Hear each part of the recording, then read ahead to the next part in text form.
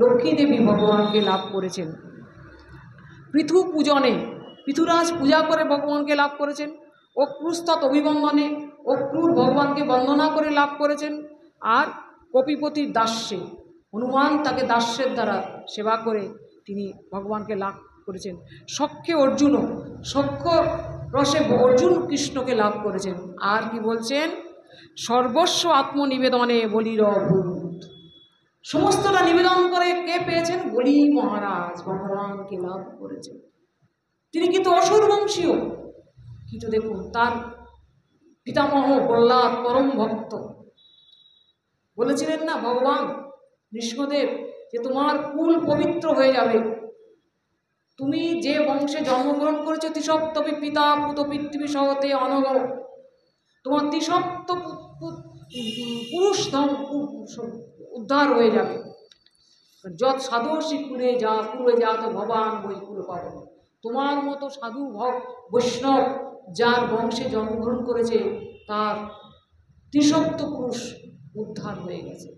তা বলি মহারাজ উদ্ধার হয়ে গেছে। বলি মহারাজ পরম ভক্ত হয়ে তিনি ভগবানের কীভাবে আত্মনিবেদন করলেন সেটা শ্রবণ করুন। এখন বলি মহারাজের সবাই আসছেন কে, বামনদেব আসছেন, মাথায় বটু বামন, মাথায় বিরাট একটা ছাতা, তাকে দেখা যাচ্ছে না, মনে হচ্ছে একটা ছাতা চলে যাচ্ছে। আমরা বিদ্যাসাগরের গল্পে শুনেছি, বিদ্যাসাগর খুব ছোট হাইট ছিলেন, তিনি মাথায় ছাতা নিয়ে যেতেন, তাকে দেখা যেত না। এরকমভাবে বামনদেব যাচ্ছেন। এখন ব্রাহ্মণরাও যাচ্ছেন দান নিতে। এখন ব্রাহ্মণরা তো জানেন একটু দান, এটা কিছু মনে করবেন না, এটা আমি বলছি বলে অপরাধ দেবে না, তারা দান নিতে অভ্যস্ত সর্বদা, তারা ব্রাহ্মণদের সবাই দান করে, তো তারা দান নিয়েই তাদের জীবনযাপন করেন। তারা দান নিতে তারা এখন আগে আগে চলছেন। হঠাৎ তাকে যে দূর থেকে দেখছেন একটা বটু, সে একটা ছাতা নিয়ে সবার আগে চলে যাচ্ছে। চিন্তা করলে আরে এ তো কি, এটা এত বটু একটা ব্রাহ্মণ যাচ্ছে সবার আগে, আর তার কি দীপ্ত ছটা তার রূপের, চারিদিকে যেন উদ্ভাসিত হয়ে চলেছেন। এতে ভয় ধরে গেল যে যদি গিয়ে আগে আগে সব চেয়ে নেয় তাহলে কি হবে। তারা কি করলো, ছুটে গিয়ে তাকে পেছন করে দিল, এই তুমি পেছনে থাকো আমরা আগে যাব। তারা আগে আগে চলতে লাগলো। খানিকক্ষণ পরে গিয়ে দেখে সেই আগে যাচ্ছে, কি করে আগে চলে আসলো। এইবারে তারা যখন সবাই নিয়ে উপস্থিত হয়েছেন তখন দেখছেন সেখানে সেই বটু ব্রাহ্মণই আগে গিয়ে দাঁড়িয়ে আছেন, মাথায় ছত্র নিয়ে। ব্রাহ্মণদের মাথা খারাপ, ভাই রে তো সব চেয়ে নেবে, আমরা তো কিচ্ছু পাবো না। তখন কি করলেন, এখন বলি মহারাজের আসল সবাই যখন তিনি গিয়ে উপস্থিত হয়েছেন ভগবান বামন রূপ ধারণ করে, তার মানে দেহর ছটায় সমস্ত মানে সভা একদম উদ্ভাসিত হয়ে উঠেছে, সেখানে তার যজ্ঞের অগ্নি পর্যন্ত ম্লান হয়ে গেছে, এমন অবস্থা। তাকে দেখে সবাই দণ্ডায়মান হয়েছে, কি এমন ব্রাহ্মণ, তেজস্বী ব্রাহ্মণ, অথচ বটু ছোট্ট। এখন বলি মহারাজ তাকে দেখে যথাযথ তাকে সম্ভাষণ করে তার পাদ্য অর্ঘ্য আসন দিয়ে তাকে পূজা আদি করে আসনে বসিয়েছেন। বসে বসে বলুন প্রভু কি আপনার দান নেওয়ার ইচ্ছা, আমি সব দেব। এই জগতের যত ভোগ্য বস্তু আছে, যত রাজ্য চান, ধন ঐশ্বর্য, যা কিছু চান সব আপনাকে দেবো, বলুন আমি দানছত্র খুলেছি, কাউকে বঞ্চিত করব না। তখন বামনদেব বলছেন আমার এত বেশি দরকার নেই, আমার সামান্য কিছু চাই। কি চান বলে, আমি ত্রিপাদ ভূমি চাই, আমার পায়ের 3 পা। তখন বলছেন এ কী ব্যাপার, এত কম, বুঝতে পারছি আপনি তো অজস্র জিনিস দেবো বলে বসেছি, আপনি এইটুকু দেবেন কেন। বলে তোমার অনেক থাকতে পারে, কিন্তু আমার যেটুকু প্রয়োজন আমি সেইটুকু দেব। তো জগৎকে শিক্ষা দিচ্ছেন, দেখুন কি বলছেন। এই যে আমাদের মানে আমরা যতই এই জগতে দেখবেন, আমরা যে ইন্দ্রিয় নিয়ে এসেছি এই জগতে জানবেন, আমাদের ইন্দ্রিয়ের ক্ষুধা শেষ হয় না মৃত্যু পর্যন্ত। আমাদের ইন্দ্রিয়ের ক্ষুধা কেউ মেটাতে পারবে না। আমাদের ইন্দ্রিয়ের এই যে ভোগ ইচ্ছা, এই মোহ, এই ক্ষুধা আছে বলেই কিন্তু এই জগৎটা আছে। যদি আমাদের ক্ষুধা না থাকতো, এই বস্তুর প্রতি আসক্তি না থাকতো, তাহলে জগৎ থাকতো না। এই ক্ষুধাই আমাদের জগতের মধ্যে আবিষ্ট হয়। অজিতেন্দ্রিয় আমরা না, যে যতই চাই না কেন আমাদের তৃপ্তি হয় না। এই ভোগেচ্ছা, এই সংসারের মধ্যে যদি মোহ না থাকতো, তাহলে আসক্তি না থাকতো, তাহলে সংসার থাকতো না। তাই আমাদের পদকর্তা কি বলছেন, হরি বলে দাও ভাই আশার মুখে ছাই, নিরাস্ত সুখরে। অর্থাৎ থাকবে অনেক, কিন্তু আমার প্রয়োজন যতটুকু ততটুকু বেশি আমি যেন না নিতে পারি। এই জন্যে শঙ্করাচার্য বলছিলেন যে অঙ্গং গলিতং পলিতং মুন্ডং দন্তবিহীনম জাত তুণ্ডম করদিত কম্পিত শোভিত দণ্ডং তদপি না মুঞ্চত্তাশা ভাণ্ডম ভজ গোবিন্দম ভজ গোবিন্দম ভজ গোবিন্দম মূঢ়মতে। অঙ্গ গলে গেছে, চামড়া কুচকে একদম ঝুলে পড়েছে, মাথার চুল নেই, সব পাকে একদম পড়ে গেছে, নেই। করদিত কম্পিত শোভিত দণ্ডম, হাতে লাঠি নিয়ে চলছে বুড়ো, কোমর ভেঙে একদম গেছে, চলছে যাচ্ছে। বলো দাদু কোথায় যাচ্ছ? বলে দাঁত বাঁধাতে যাচ্ছি। কেন? না আমি মাংস খাবো, মাংস খেতে পারি না, ওই দাঁত বাঁধাতে যাচ্ছি।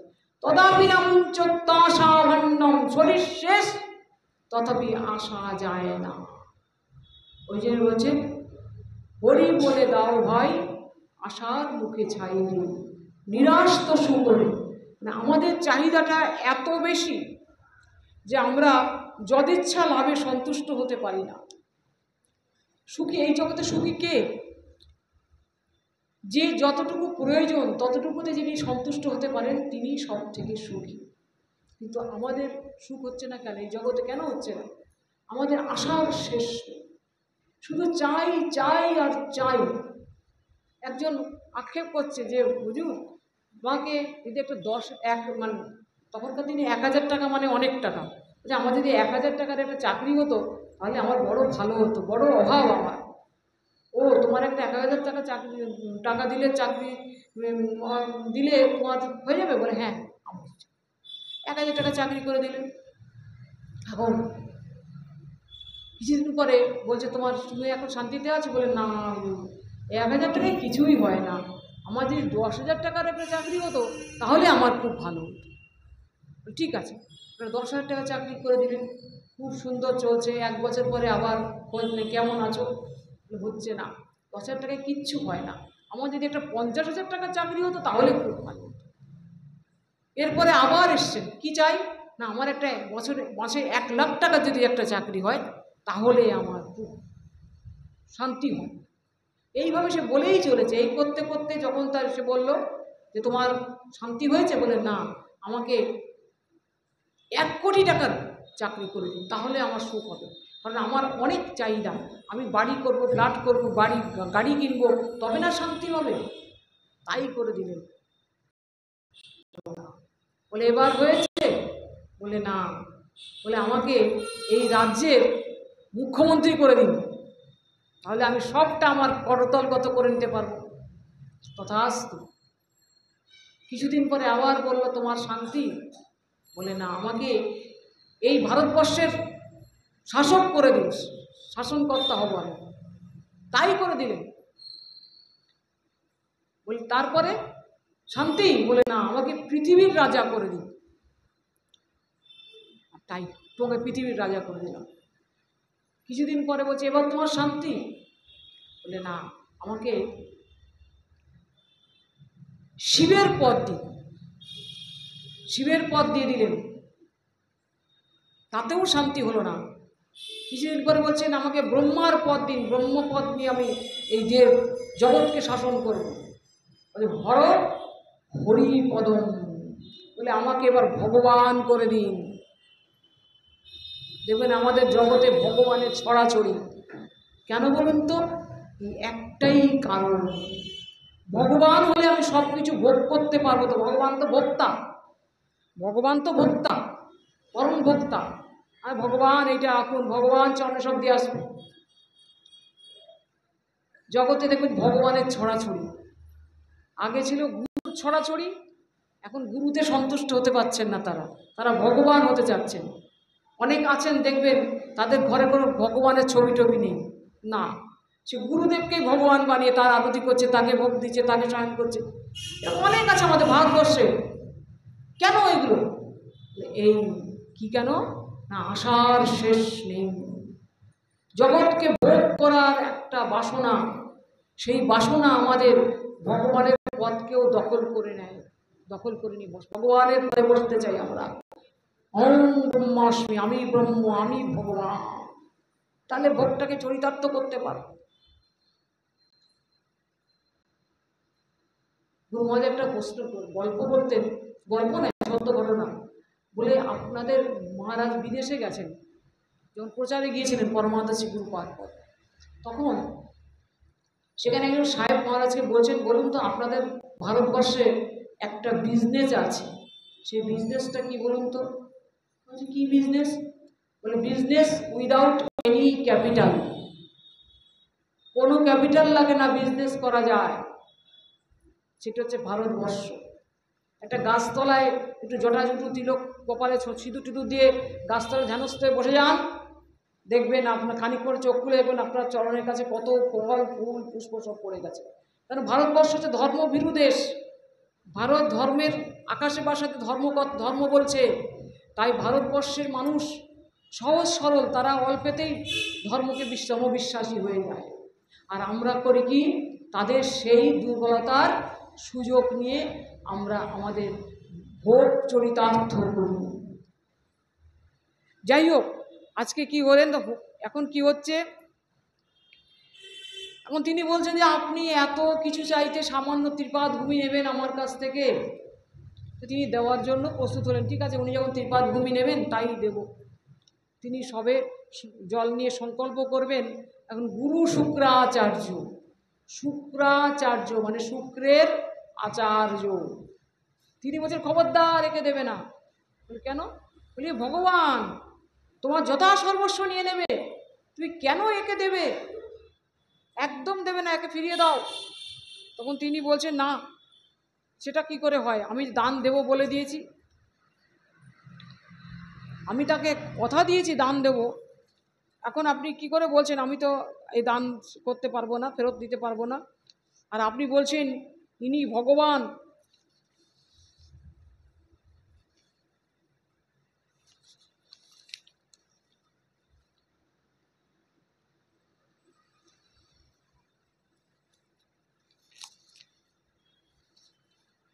তো ভগবান যদি হন তাহলে ভগবানকে আমি দান দেব না?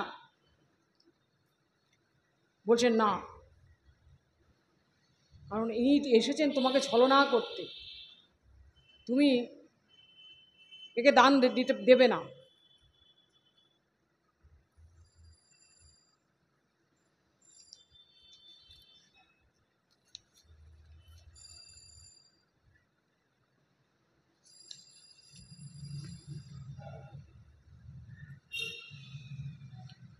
এখন কি করবেন? তিনি বলছেন না, আমি তো তাকে দান দেব, আমি প্রতিজ্ঞা করেছি দান দেব।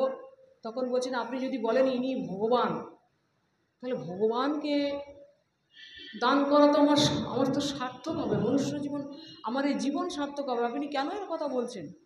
বলছেন না, তুমি জানো না, তুমি তোমার সর্বস্ব নিয়ে তোমাকে একবারে কাঙাল করে দেবে। বলে হরি ভগবান, ইনি যদি ভগবানই হন, আর ভগবান যদি আমার সর্বস্ব নিয়ে নেন, তাহলে তো আমার পরম সৌভাগ্য, আমার তো পরম সৌভাগ্য। বলে না, তুমি দিও না। বলছে দেখুন আমি তো তাহলে মিথ্যাবাদী হয়ে যাবো, আমি দান দেবো তাকে বলেছি। বলে দেখো 5 জায়গায় মিথ্যা কথা বলা যায়। গুরুদেব বোঝাচ্ছেন স্ত্রীষু নর্ম বিবাহেচ বৃত্তর্থে প্রাণ সংকটে। স্ত্রীষু মানে ধরুন কোনো স্ত্রী লোক মধ্যরাত্রে এসে আপনার ঘরের দরজায় ধাক্কা দিচ্ছে, আপনার কাছে আশ্রয় চাইছেন, তিনি ভয়ে ভীত হয়ে আপনি দরজা খুলে তাকে আশ্রয় দিলেন। কিছুক্ষণ পরে কিছু গুন্ডা এসে বলছে আপনার কাছে কোনো মহিলা এসেছে এখানে, তিনি কি বল সত্য কথা বলবেন?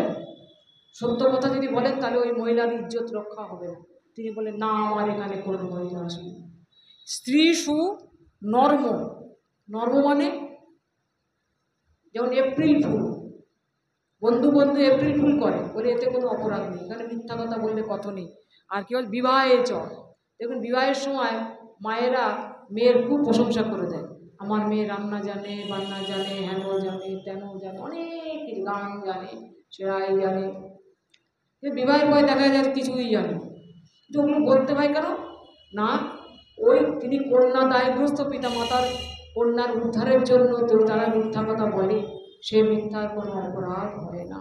আর কি বলছেন, বৃত্তার্থে যেমন সরকার শু হাউস লেখা আছে, তিনি ব্যবসা করছেন, দোকান খুলে বসেছেন, ব্যবসা যিনি করছেন তিনি একবারে প্রকাশ করে বলছেন যে আমি এখানে মিথ্যা কথা বলার জন্যই বসেছি।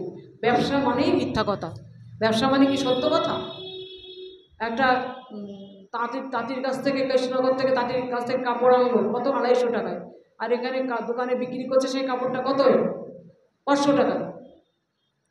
তার প্রকৃত দাম তো সে বলছে না, কিন্তু প্রকৃত দাম যদি বলে তাহলে তো ব্যবসায়ী হয় না, তার তো কোনো লাভ থাকবে না। তাহলে সে কর্মচারীকে কি দেবে, দোকানের ভাড়া কি দেবে, ইলেকট্রিক চার্জ কি দেবে, সবটা ধরেই তাকে দামটা নির্ধারণ করতে হয়। এটা মিথ্যা বললে এখানে কোনো অপরাধ নেই। আর কি বলছেন, প্রাণ সংকটে যদি কেউ কাউকে মারবে বলে ধাওয়া করেছে, গুলি করবে, সে এসে আপনার গৃহে আশ্রয় নিল, আপনি তাকে লুকিয়ে রেখেছেন, যারা মারবে তারা ছুটে এসেছে পিস্তল হাতে, কোথায় গেল, আপনার ঘরে ঢুকেছে, সে কি বলবেন মিথ্যা সত্য কথা?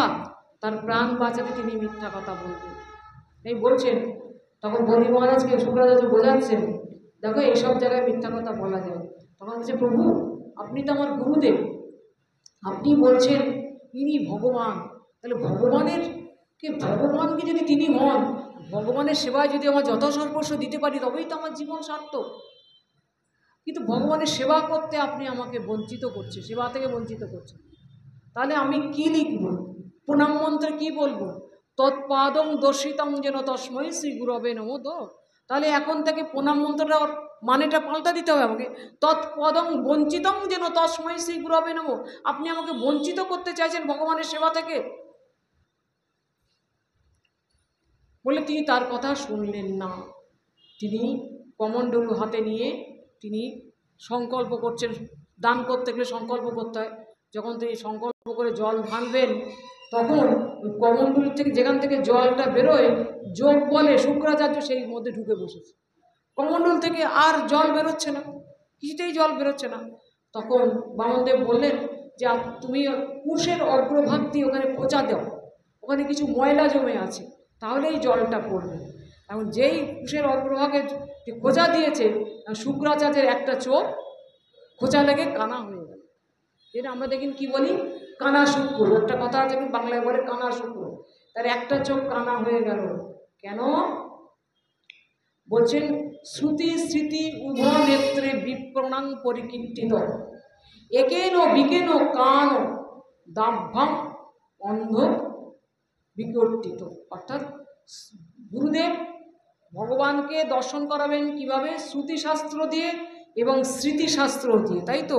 শ্রুতিশাস্ত্র দিয়ে তিনি নির্দেশ করবেন ইনি ভগবান, আর স্মৃতিশাস্ত্রের মাধ্যমে তারা গুরুদেব হচ্ছেন সাক্ষাৎ শাস্ত্রের মূর্তমন্ত রূপ, তিনি শাস্ত্রজ্ঞ। গুরুদেবকে একটা প্রশ্ন করব, গুরুদেব বলতে পারবেন না, তিনি গুরুপদবাচ্য হতে পারেন না, না বলছেন কি বলছেন, কৃপা সিন্ধু সুসম্পূর্ণ সর্বসপ্তহার নিষ্প্রিয় সর্ববিদ্যা বিশারদ, হরিভক্তি বিলাস ভক্তি অসম্মিত সিন্ধুদেব বলছেন সর্ববিদ্যা বিশারদ হবেন গুরুদেব। তা তিনি শ্রুতিশাস্ত্রে এবং স্মৃতিশাস্ত্রের দ্বারা তো শিষ্যকে তিনি শিক্ষাদান করবেন, শ্রুতিশাস্ত্রের দ্বারা তিনি ঈশ্বরকে নির্দেশ করবেন, স্মৃতিশাস্ত্রের মাধ্যমে তার সেবা তাকে শিক্ষা দেবেন।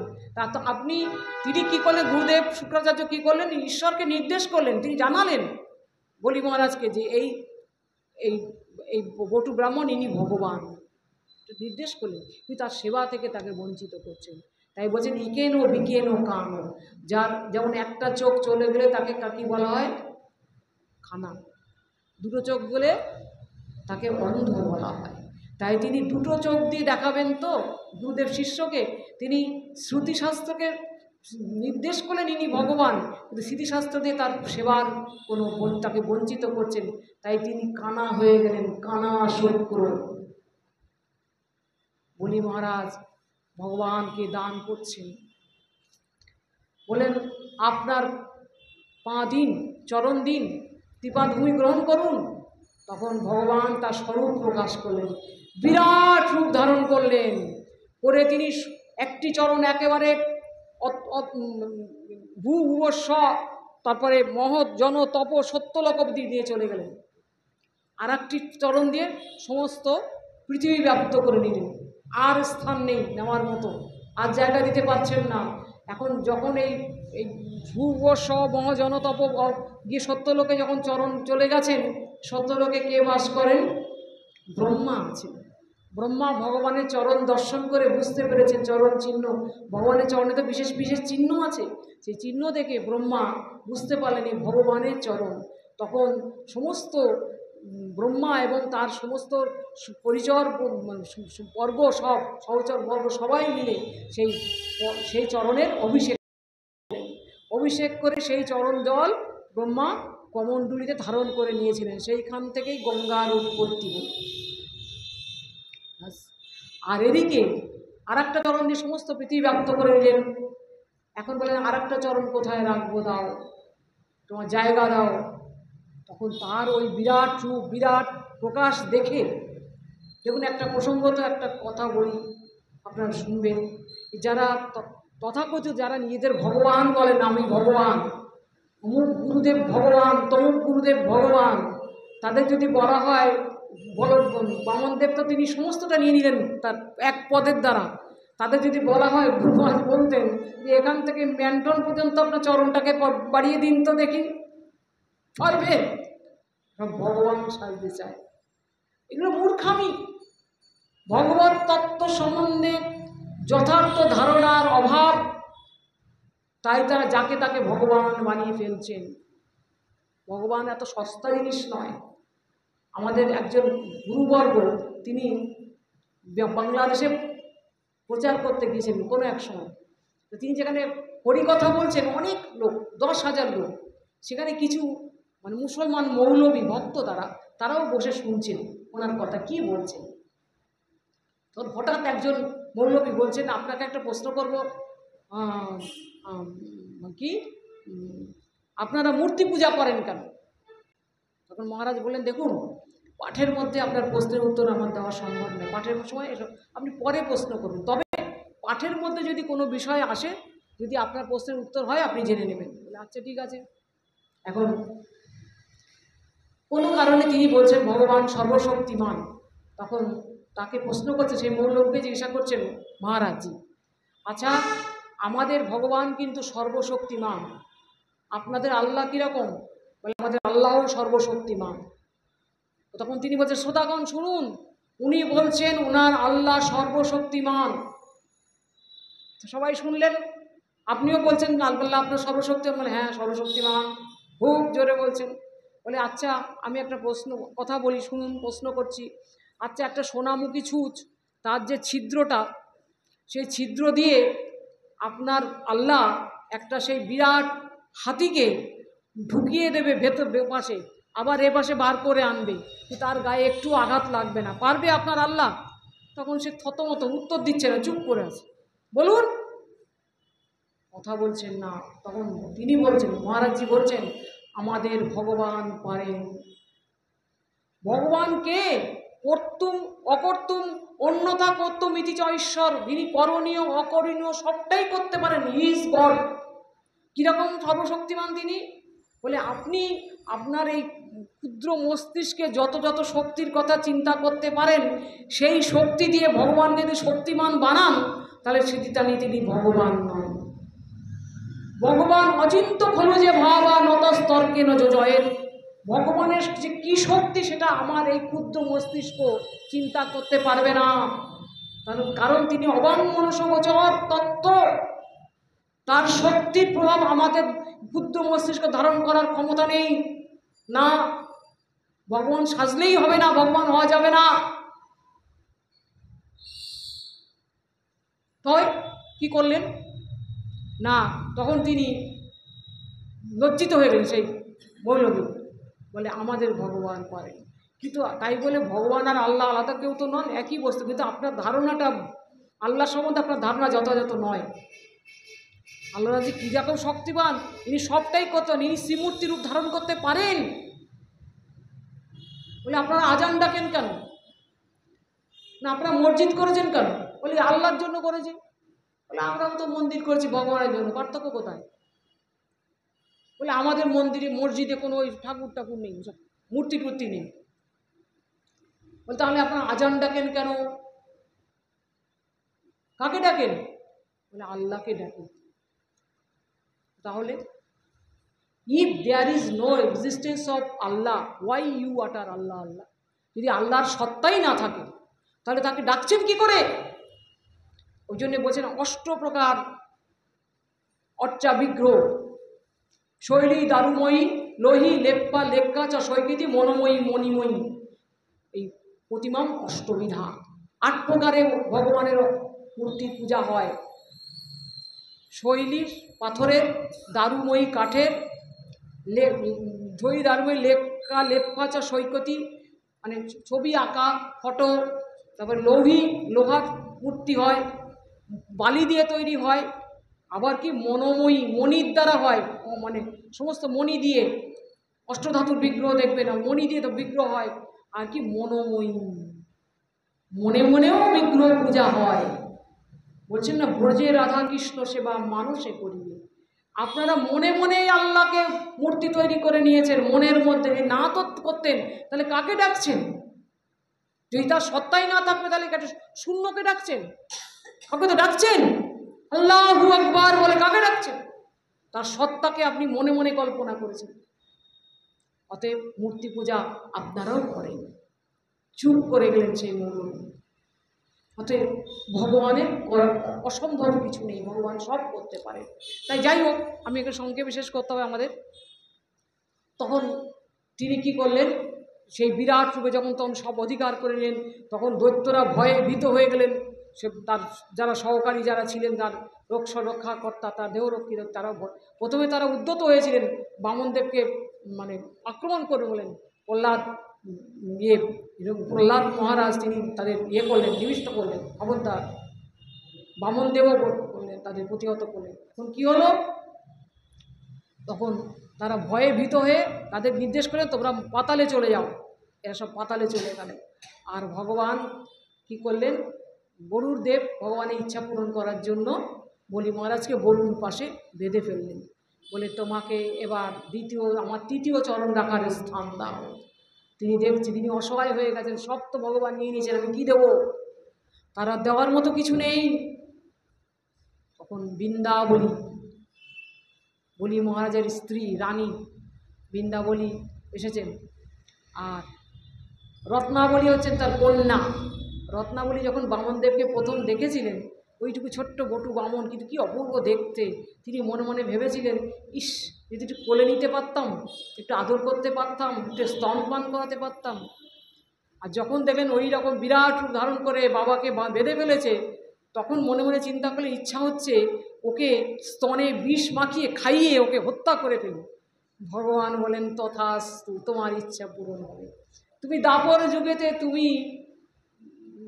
কি পুতনা রূপে জন্মগ্রহণ কর, তোমার মনোবাসনা পূর্ণ যাক।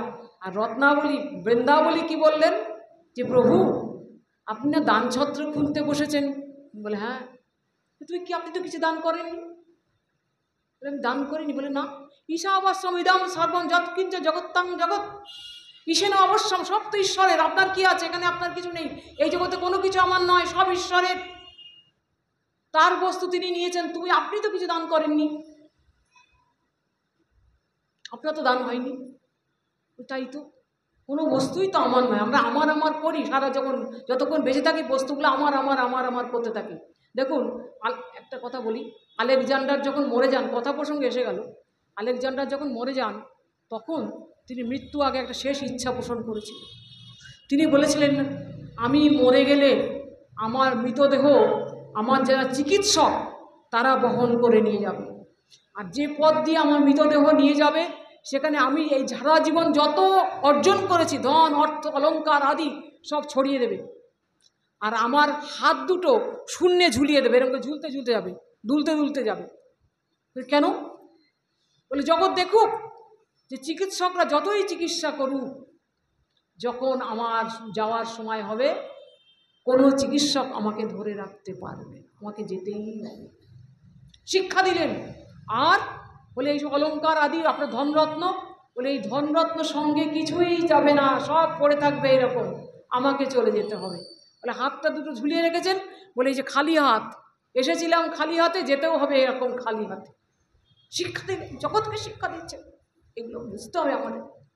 যাই হোক, এখন কি হলো যে বলছে তুমি তুমি তো কিছু দাওনি, তোমার যেটা দেওয়ার সেটা দাও। কি দেবো আমি? তুমি নিজেকে দিয়ে দাও। যতক্ষণ আমরা নিজেকে ভগবানকে দিতে না পারবো ততক্ষণ দান করা হবে না, সেবা করা হবে না। তখন বলি মহারাজ বলছেন, প্রভু আপনার আরেকটি চরণ কোথায়, বার করুন, আমি স্থান দেব। তুমি স্থান দেবে? বলে হ্যাঁ। বলে তিনি মাথাটা পেতে দিলেন, বলে আমার এই মস্তকে আপনার আর একটা চরণ রাখুন। এই বলিস্ব আত্মনিবেদনে, বলি সর্বস্ব আত্মনিবেদনে সমস্তটা তিনি দিয়ে দিলেন, বলিদান করে দিলেন নিজেকে ভগবানের চরণে সম্পূর্ণ। দেখুন হিরণ্যকশিপুকে কৃষ্ণ ভগবান বধ করেছিলেন তার অসুরত্ব বিনাশ করার জন্য, আর বলি মহারাজকে তিনি কী করলেন? আত্মসাৎ করে। এইটি হচ্ছে সেবার পরাকাষ্ঠা। তাই বলি মহারাজকে তিনি বরুণ পাশে বেঁধে তিনি পাতালে রেখে দিলেন, সুতলে। আর তখন বলি মহারাজ বললেন যে তুমি আমার কাছে বর চেয়ে নাও, কী চাই তোমার? যে প্রভু তুমি আমার দ্বারের দাঁড়ি হয়ে থাকবে। তা ভগবান আজও বলি মহারাজের সেই দ্বারেতে দাঁড়ি হয়ে আছেন। এইটি হচ্ছে আসল কথা, যে ভগবানকে দিব কি, আমি দেওয়ার কি আছে। আজকের এই মানে এই ঘটনার বা এইটাই শিক্ষা, যে আমাদের ভগবানকে দেওয়ার মতো কিছু নেই। আমি একটু সামান্য কিছু ফল মিষ্টি এনে মন্দিরে দিয়ে পালন করে বলতে পারি এই এটা ঠাকুরকে দেবেন, আমি এটা এনেছি দেবেন, কিচ্ছু দেওয়ার নেই আমাদের, সবটাই ভগবানের। যদি দিতে হয় নিজেকে দিতে হবে, এইটা শিক্ষা দিলেন। যাই হোক, আমরা এখানে শেষ করে দিলাম। বাঞ্ছাকল্পতরুভ্যশ্চ কৃপা সিন্ধু ভয়ে বচ পতিতানাং পাবনেভ্যো বৈষ্ণবেভ্যো নমো নমঃ। সর্বস্ব তোমার চরণে সপিয়া পড়েছি, তোমার ঘরে সর্বস্ব তোমার চরণে সপিয়া পড়েছি, তোমার ঘরে। তুমি তো ঠাকুর তোমার কুকুর, তুমি তো ঠাকুর তোমার কুকুর বলিয়া জানি মরে। সর্বস্ব তোমার চরণে সপিয়া পড়েছি, তোমার ঘরে বাঁধিয়া নিকটে আমারে পালিবে, বাঁধিয়া নিকটে আমারে পালিবে, রহিব তোমার দ্বারে। বাঁধিয়া নিকটে আমারে পালিবে, রহিব তোমার দ্বারে। প্রতিপজনের আসিতে না দিব, আসিতে না দিব, রাখিব গড়ের পারে, রাখিব গড়ের পারে। সর্বস্ব তোমার চরণে সপিয়া পড়েছি, তোমার ঘরে। তব নিজ জন প্রসাদ সেবিয়া উচ্ছিষ্ট রাখিবে যাহা, তব নিজ জন উচ্ছিষ্ট সেবি প্রসাদ রাখবে। তব নিজ জন প্রসাদ সেবিয়া উচ্ছিষ্ট রাখিবে যা। আমার ভজন পরম আনন্দে, আমার ভজন পরম আনন্দে প্রতিদিন হবে তা। সর্বস্ব তোমার চরণে সপিয়া পড়েছি তোমার ঘরে। বসিয়া শুইয়া তোমার চরণ বসিয়া চিন্তিব সতত আমি, চিন্তিব সতত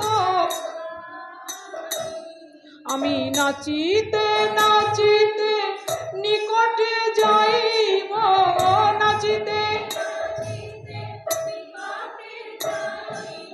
যখন ডাকিবে তুমি। নাচিতে নাচিতে নিকটে যাইব যখন ডাকিবে তুমি। সর্বস্ব তোমার চরণে সপিয়া পড়েছি তোমার ঘরে। নিজের পোষণ কভু না ভাবিব, নিজের কভু না রহিব ভাবের ঘরে। নিজের পোষণ কভু না ভাবিব রহিব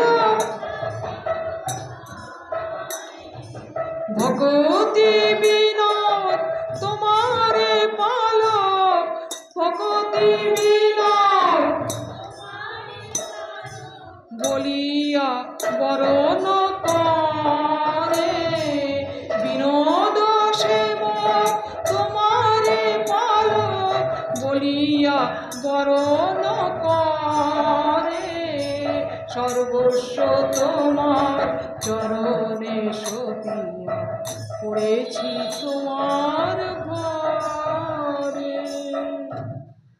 হরিহরয়ে নম কৃষ্ণ যাদবায় নম, যাদবায় মাধবায় কেশবায় নম। হরিহরয়ে নম কৃষ্ণ যাদবায় নম, আর যাদবায় মাধবায় কেশবায় নম। গোপাল গোবিন্দ রাম শ্রী মধুসূদন, গোপাল গোবিন্দ আর গিরিধামে গোপীনাথ মদন মোহন। শ্রী চৈতন্য নিত্যানন্দ শ্রী অদ্বৈত সীতা, শ্রী চৈতন্য নিত্যানন্দ। হরি গুরু বৈষ্ণব ভাগবত গীতা, হরি গুরু বৈষ্ণব। একবার জয় দাও জয় দাও, একবার জয় দাও জয় দাও। ওই রাধা মদন মোহনে জয় দাও জয় দাও। ওই রাধা গোবিন্দে জয় দাও জয় দাও, রাধা গোবিন্দে।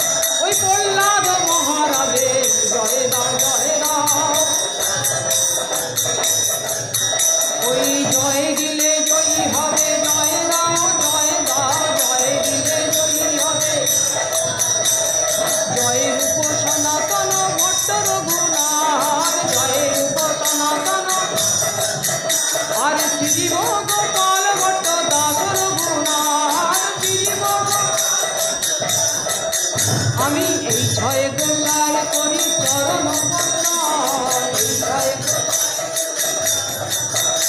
আর যাহা হইতে বিঘ্ন নাশ অরিষ্ট পুরাণ, যাহা হইতে বিঘ্ন নাশ এই ছয় গোসাই যার মুই তার নাম, এই ছয় গোসাই যার তাতোয়ার পদবেণু মোর পঞ্চগার, তাতোয়ার আর তাদেরও চরণ সেবী ভক্ত শুনিবার, তাদেরও চরণ আমার জন্মে জন্মে হয় এই অভিনয়, জন্মে জন্মে হয় এই ছয় গোসাই জমে প্রজে কইলেন মায়, এই ছয় গোসাই প্রজে রাধা কৃষ্ণের নিত্য লীলা করিলেন প্রকাশ, প্রজে রাধা কৃষ্ণের মনের আনন্দে বলা হরি ভজ বৃন্দাবন, আনন্দে বলা আর গুরু বৈষ্ণব পদে মজাইয়া, গুরু বৈষ্ণব পদে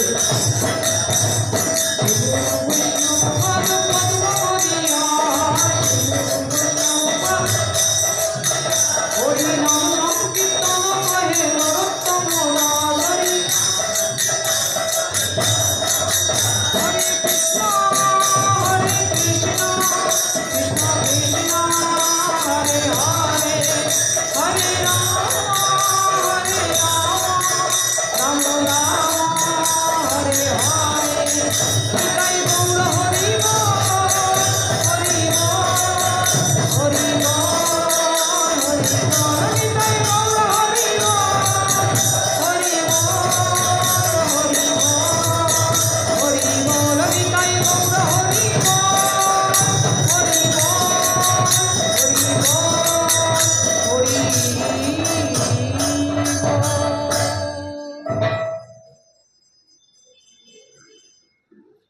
জয় শ্রী শ্রী গুরু গৌরাঙ্গ গন্ধার মেঘাভিধারী গোবিন্দ গোপীনাথ রাধা মদন মোহন রাধা গোবিন্দ রাধা গোপীনাথ রাধা রমন রাধা কৃষ্ণ।